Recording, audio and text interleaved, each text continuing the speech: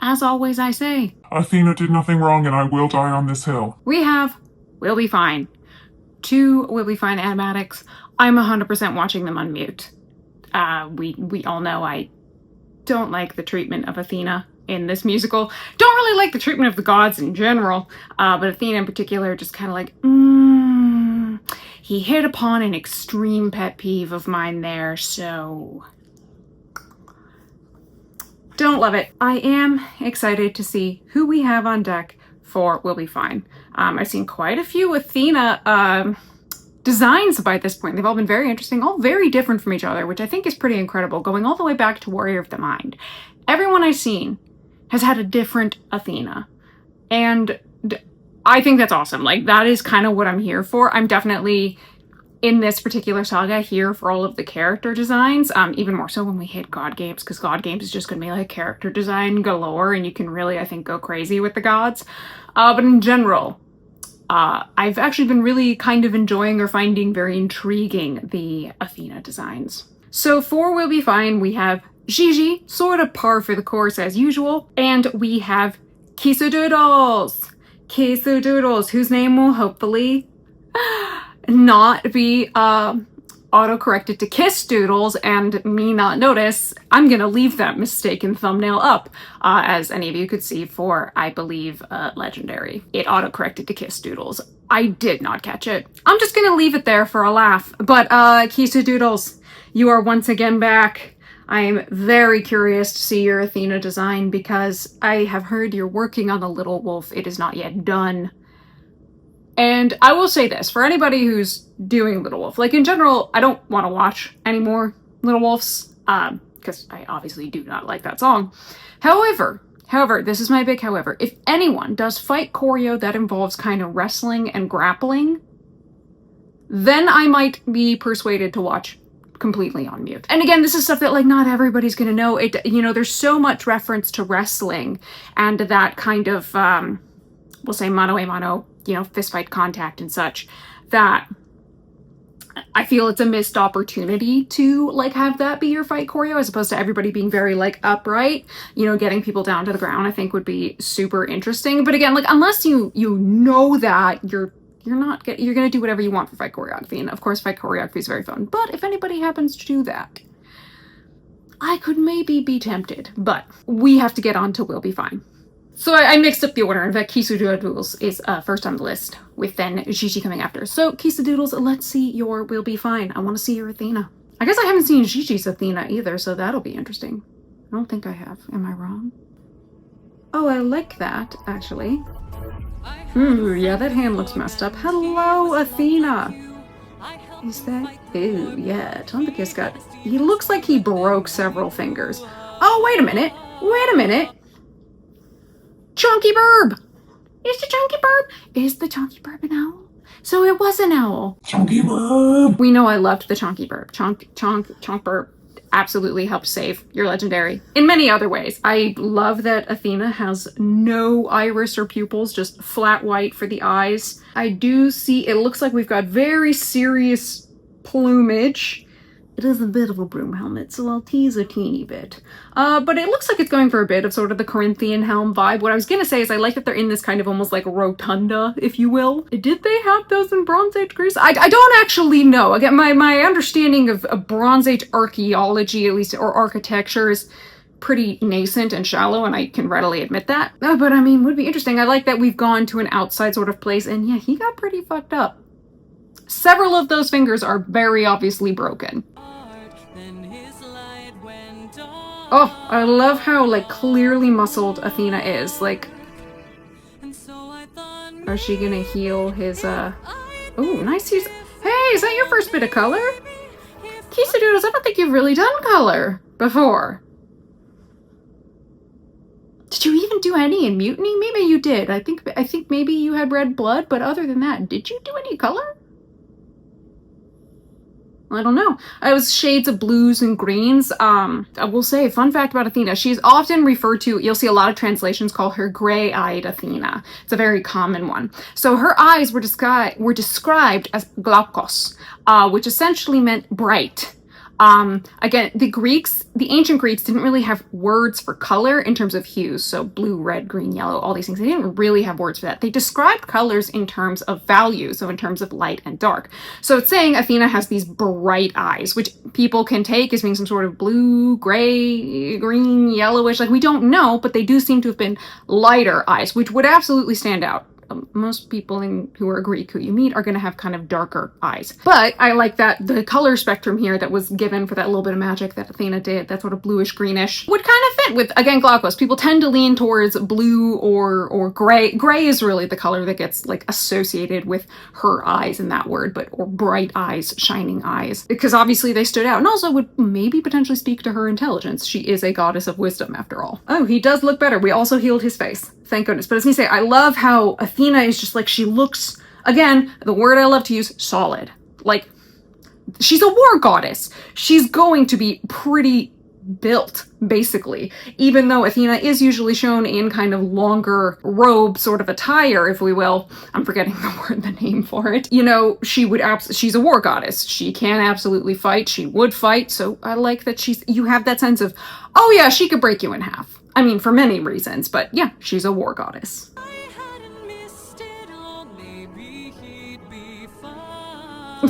BIRB is so cute. Oh, we're taking the helm off? Her hair is up. I kind of like this look for Athena. It is, we could say it's almost androgynous in that it doesn't look like overtly feminine. It doesn't look overtly masculine either. Hair is up. That's kind of what I always assumed her hair is. Well, actually, Bronze Age wise, her hair probably would have been in braids and might have been coming out in the back of the helm. But having it up makes sense. Again, she's almost always depicted with her helm on. It might not be on like down proper on her face, but I'll use this as an example. This is a reproduction of a very famous statue of Athena. But as you can see, her hair is kind of plaited in the back and her helm is on. So she does have long hair. It makes sense. Almost none of these gods really have like short hair. None of the women, at least.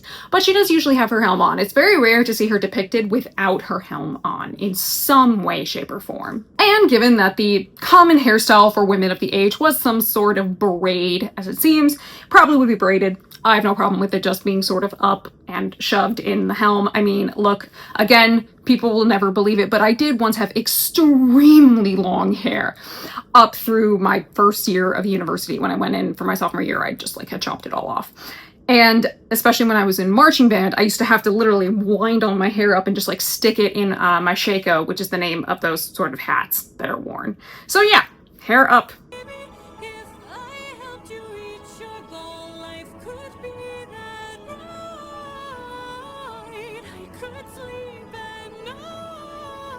I like the BIRB looking at her. I'm a big fan of the BIRB. I'm glad the BIRB is made to come back. I guess it is meant to be her owl. And again, I appreciate that Telemachus has some musculature on him. Obviously. Very much love that. Obviously, I can make the joke that he should have longer hair, and he should have a beard. And that's if we're going for period accuracy. Which, I mean, every man in this who is a man and not seen as a child should essentially have longer hair and a beard.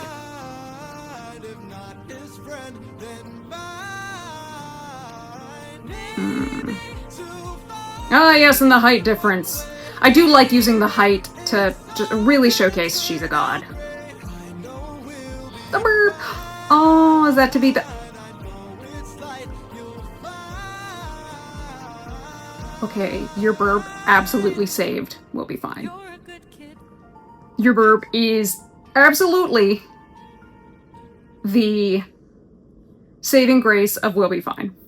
That was very cute. Again, love the BIRB. The BIRB is my MVP. I would absolutely want a plushie of that bird. Like, to join all the friends, I clearly just need a plushie of the BIRB. Somehow. I think it's adorable.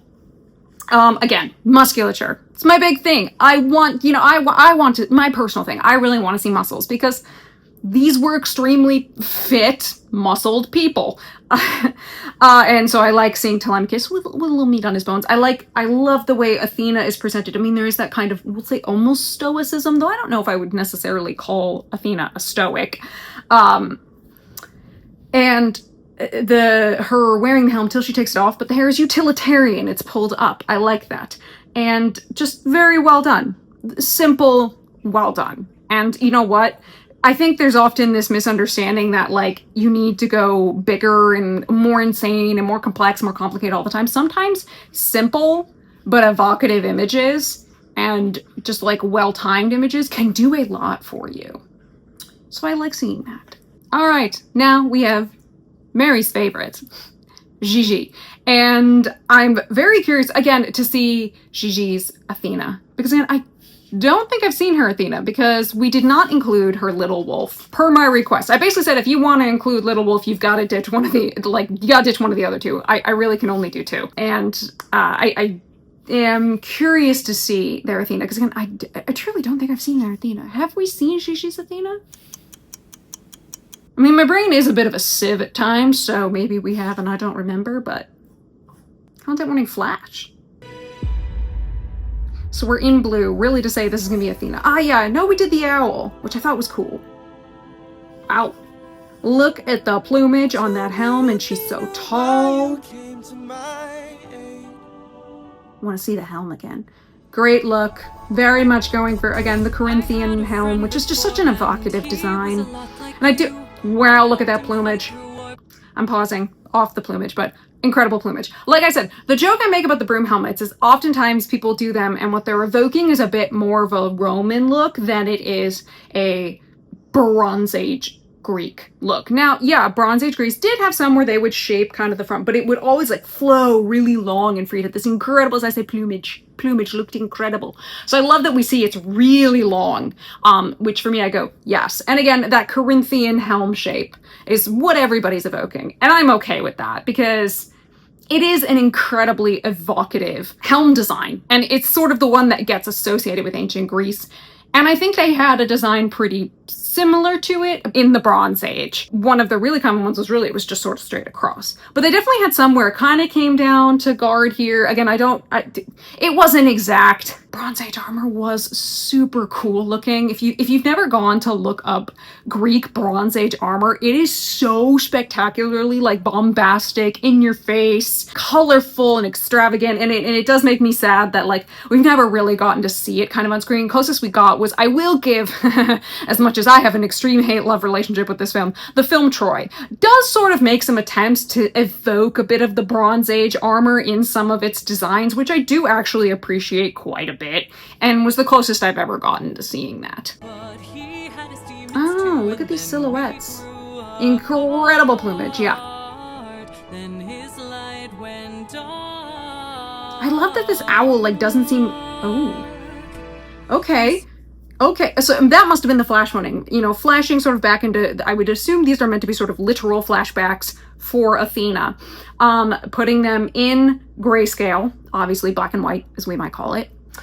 Having a bit of chromatic aberration. I saw that. It looked like there was also a bit of a kind of warp on it. So almost like you would think, oh, for anybody who remembers, especially nowadays, kids, you won't remember. If you had a VHS and it wasn't really working right, or your TV wasn't quite working right, the image would sort of wobble. Like it would have a sort of wave going on. That's what it evoked for me. I like that. Again, and the black and white is obviously a very common thing to do to try and evoke something that's in the past versus a colored present. Or you could think even more recently, the way that Christopher Nolan utilized black and white in Oppenheimer, which I thought was extremely clever and well done. But including the chromatic aberration is nice because these are very quick images. It's very, almost, they're not quite flash frames because they seem a little longer than one frame. Flash frames or subliminal frames are so fast, you literally, most of the time can't even properly process them. Again, if you want a really good example of proper flash frames and subliminal frames, you can watch stuff like Fight Club, because David Fincher made great use of those throughout that film.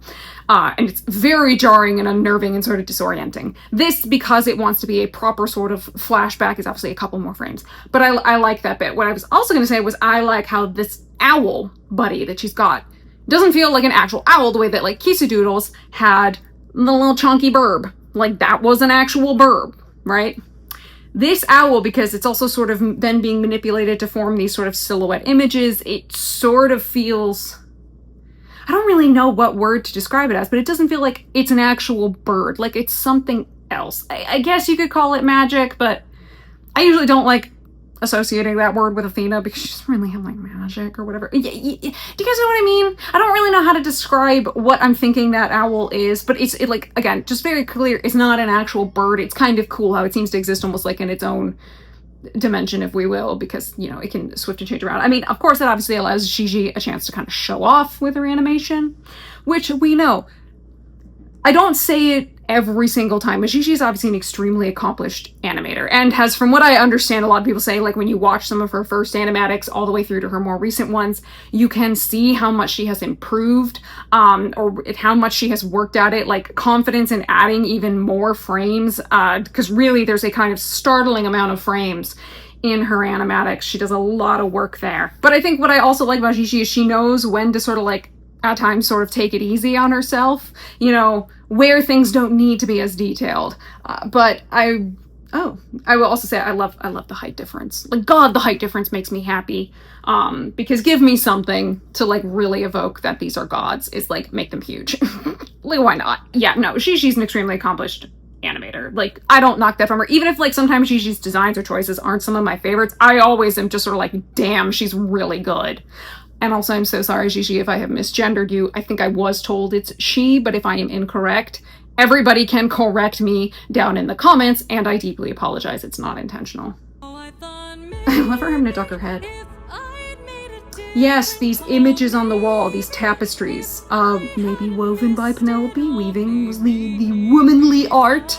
It was a very gendered craft.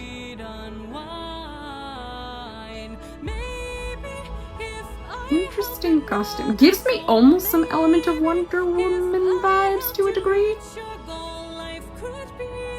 But like on a very shallow level.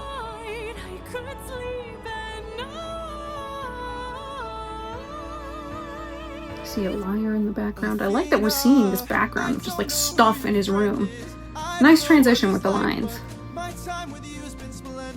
And I even see, wow, there is even what I'm noticing, like I'm almost not even paying attention to the characters. I keep looking at the backgrounds because I'm always impressed by anybody who really fills out their background.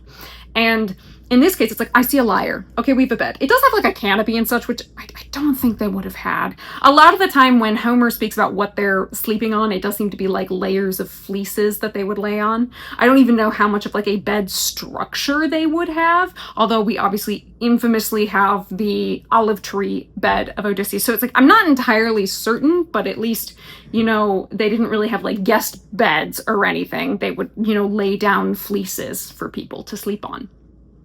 But I see like a lyre. There's actually almost like a bottom border going across the wall. So like art on the wall, and absolutely the palace would have been painted. Again, I highly encourage look at the images of the palace at Knossos on Crete, and which is Knossos. You can see, and that is a Bronze Age era palace. It's a Minoan palace, and you see that they are painted beautifully, which I will say the one image I have, I've mostly stayed away. I know everybody's gonna probably want to know my opinion on the Chris Nolan Odyssey. I mostly am staying away from anything related to it. I want to go in very blank slate just to watch it and have not been exposed. But I did see an image that showed some of the set of Odysseus' palace, and I saw that there was painting being done on the wall, and even the throne, even though I had noted that like they didn't really have thrones. I mean more like in the way that people think of them. It does seem that there were almost like places the king would sit, but I think I meant more that like there's not a throne room. That's like that chair would be in kind of the main hall area. But the throne looks like an exact almost replica of the one that was unearthed at Knossos and was actually sort of in its proper place and reasonably intact. And then also, again, the designs that were on the wall looked very much like Knossos, and I was like, wow, that's cool. So again, it's nice to see that, I mean, Gigi doing the extra bit of effort that doesn't have to be done to have like, hey, there's some sort of art that's being done on the wall. Because again, these would have been colorful, very colorful. I mean, one thing you can really say about Bronze Age is color. Tons of color everywhere, bright colors too, which sort of makes it ironic that they didn't really have words for hues, for colors, but it probably might also explain why they think of them in terms of light and dark, bright and faded, or what have you. I've never felt strong before. You're my friend. Again, he looks like he's a bit of laurel in his hair, I think, but it's only on like one part. It almost looks there's these checks which I think are meant to be laurel leaves, like the laurel wreath that everybody thinks of, but it's only here. It almost looks more like a hair clip, which is kind of funny. And the laurels, while they are definitely associated with like Daphne and Apollo, I know they did have association with the Olympic Games.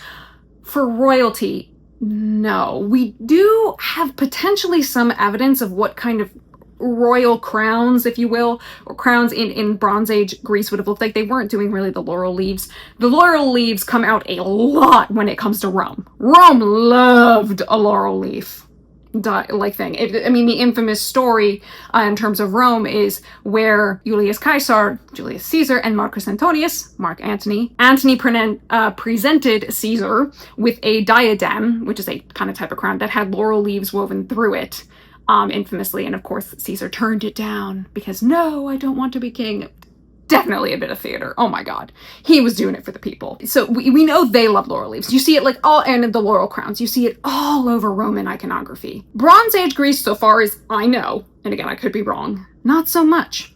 But I do think it somehow becomes so associated with the overall, we'll call it classical world, which again, this is technically pre-classical, that it just sort of makes its way over there as well, which again, I just sort of find interesting. I'm not saying it as a criticism, as a knock. I just sort of like, yeah, I think that's why most people include it, even though so far as I know, again, for Bronze Age, it's not really part of the look nearly as much. But again, we did have some sort of idea of crowns. A lot of kind of that era of crowns, that Bronze Age, they're very interesting, what few I've seen. And it's tough because, again, Bronze Age Greece, we only have so much. And a lot of it does come from Crete. Crete is one of, and the Palace at Knossos and all of that is one of like our best preserved, or best like wealth of archaeology for Bronze Age Greece. And again, the Minoans were only, we'd say, like 3 generations removed from the Mycenaeans at Troy. So they talk about Minoan and Mycenaean. Minoans pretty much isolated to Crete.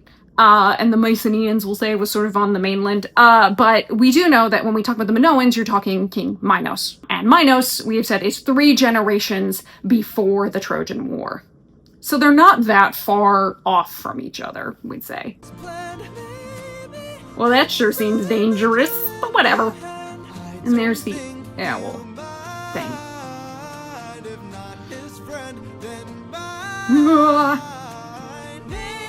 Oh, that's why I said that was dangerous. Oh, wow, look at... So, I can say this. What little we have... Okay, we should note that Homer's understanding of Western Greek geography is sus at best. And he's extremely vague, though I think we do know, well, there is in fact some kind of grove or area with a cave, or at least on Ithaca, that is apparently associated with very specific nymphs, kind of like a cult to these nymphs, if you will. It's mentioned in the Odyssey. A lot of what's mentioned are kind of like fields, not so much forests. Now, do I think there are no kind of forested areas on Ithaca? No, I highly doubt that. There's gotta be, for wildlife and other stuff like that. But right outside the palace probably would not have been as forested, and the site that often gets called kind of like the Palace of Odysseus, which, yes, let's understand that these were not real people. They're not historical figures, but that place that sort of gets called that, you know, it is pretty rocky and pretty hilly. So that's a bit more of the topography. I mean, that's of Ithaca. I mean, it is noted for that. But I do think, I'm trying to remember all the way back to like Warrior of the Mind. We didn't watch your Warrior of the Mind, did we? Do you have a Warrior of the Mind? Maybe I think I'm thinking of Wolfie the Witches instead, where there was sort of like foresty areas and all of that. And that's because Wolfie was actually doing a reference to Autolycus, which was like, oh, great reference, although all of that took place on Parnassus. We recently did in book club the book, or chapter, if you will, where we learn about how Odysseus got his name and kind of how Autolycus is involved. We went really deep. Well, not that deep. For a classicist, somebody would say we went very shallow. But I think for general knowledge, we went pretty deep talking about, like, names and naming and Autolycus and how he functions and the interesting thing of his character. Regardless, this is very foresty. Probably might have been a little less so, but whatever. We get to use imagination. And I will say also, rim lighting. See all these white lines on the outside? Rim lighting. We love it. I love a good rim light. And with the sun shining behind him, it makes sense. He's more shadowed. She's a little brighter. It's very well done. The lighting is done extremely well. Thanks.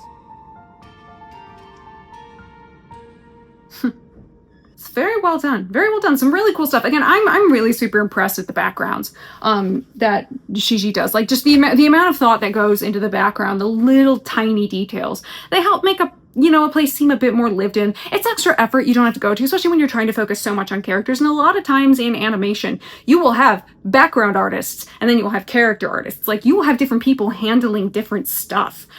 So I just think the fact that that extra mile was gone is extremely impressive. I Survive Will Be Fine. One, it's not a particularly long song, and I also watched both of those on mute for my own sanity, and that saved me quite a bit. Yay. But no, very well done. Two interesting Athena designs. The way that using, whether you go the route of Kisa Doodles, where there's not a lot of movement, not a lot of motion, but you can see what's happening on characters' faces, and it's just softer, and like we take a breath. Right? Which after you've gone through Legendary, which is often pretty like everybody's moving around a lot, and then Little Wolf, which is a fight, having a song where you take a breath and like the animator can kind of be like, okay, calm down, is great. And also had the CHONKY BIRB, which I love. I love the bird. I love the bird. I love the bird. It's so cute. It's so freaking cute. And also Athena having her hair up. And again, muscles, characters looking like they've got some meat on their bones. I love it. And then Gigi, again, the effort that's done in the backgrounds. I didn't talk too much about the characters because I was mostly just like really looking at, this is one of the first times really like her backgrounds were really catching my eye. And I was like, oh wow, look at that. Look at that. Look at that. Look at these things. That's so cool. So well done. Next we have Love in Paradise. I do believe I only have two. However, if I recall correctly, JoJo has a Love in Paradise. So, if I'm remembering correctly, we're going rogue. We go rogue for JoJo in this house. And I will say, I do appreciate, I saw a lot of messages of everybody saying skip the Calypso songs. I'll say this right now. Love in Paradise I don't really have a problem with. Like, yes, I don't like Calypso as a character. Obviously, she's the worst. But I think Love in Paradise does well with that, and it's got a bunch of other stuff. I'm fine with Love in Paradise. As for Not Sorry for Loving You, I'm actively skipping it. No animatics for that were put into the playlist. I have no intention of watching them. And that is, again, this is no knock to the artists. I just, even on mute, I don't think I can do that song. And I don't want to try, and certainly not on camera. That's one where I will draw the line and have a little bit of self-preservation there. And I'm not going to watch any of those. Certainly not on camera. But yeah, no, next we have, I do believe it'll end up being 3 Love in Paradises because I don't think JoJo's is on the list. But if I recall correctly, JoJo has one. And then we get to God games. Which for me is just going to be like character design smorgasbord, and I have quite a few God games, and that one I'm excited for, really because I'm there for the character designs. I want to see the character designs. I want to see how people do the gods. Design the gods. Oh God, yeah, no, I did not mean that to sound like that.